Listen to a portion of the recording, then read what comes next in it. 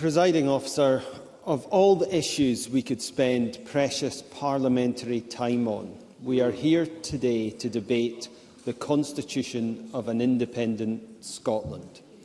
We could have spent today focusing on the NHS waiting time crisis, which includes the cancer treatment target that's been missed for almost a decade, or coming up with a plan to reduce Scotland's shockingly high drugs deaths, which the SNP are unable to get a grip of, or addressing falling educational standards and closing the attainment gap, which continues to widen under the SNP, or tackling violent crime, which is at its highest level since 2014, or tackling climate change, such as exploring how the SNP and Greens can stop missing their emissions targets, or how they can rescue their botched deposit return scheme.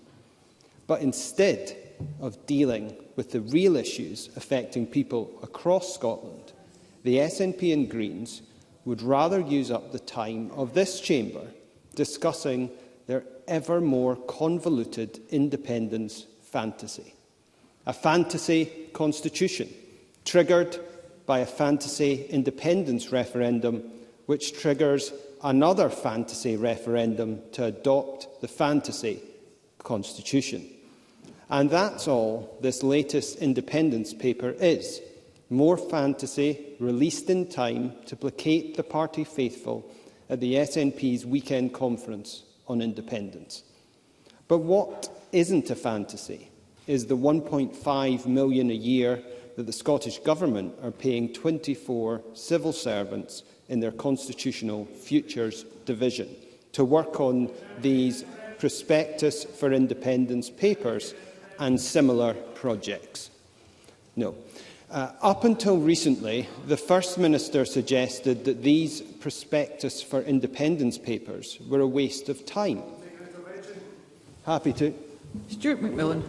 I thank Maurice Golden for taking the intervention. Would Maurice Golden be able to tell the Chamber how much the UK Government spent on civil servants to deal with Brexit? Maurice Golden.